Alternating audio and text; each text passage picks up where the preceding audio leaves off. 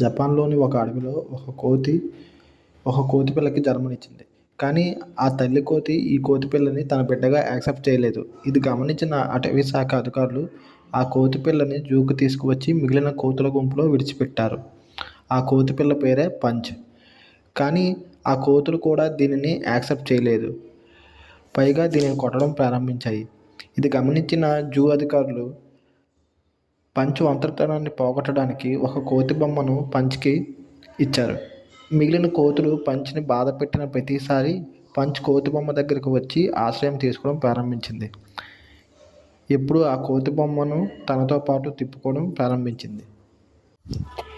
ఈ జర్నీ అంతా వీడియోలుగా తీసి ఇంటర్నెట్లో రిలీజ్ చేశారు. ఇదంతా చూసిన ప్రజలు పంచ్ని దత్తత తీసుకుంటామని ఎన్నో రిక్వెస్ట్లు పంపించారు.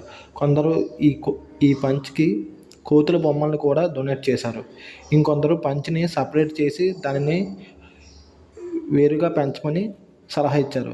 కానీ జూ అధికారులు అలా చేయడం వల్ల ఈ పంచ్కి ఉండే సహజ గుణాలు పోతాయని నిరాకరించారు. ఈ విషయం అంతా ఒక్కసారిగా ఇంటర్నెట్లో వైరల్ అయింది.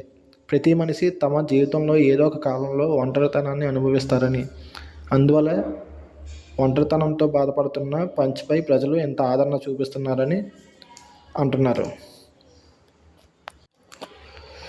కాకపోతే రీసెంట్గా పంచ్ని ఇంకో కోతి యాక్సెప్ట్ చేసిందని, దీనికి ఇంకా ఫ్యామిలీ దొరికినట్టే అని, ఒంటరితనాన్ని పోగొట్టుకుంటుందని చెప్తున్నారు.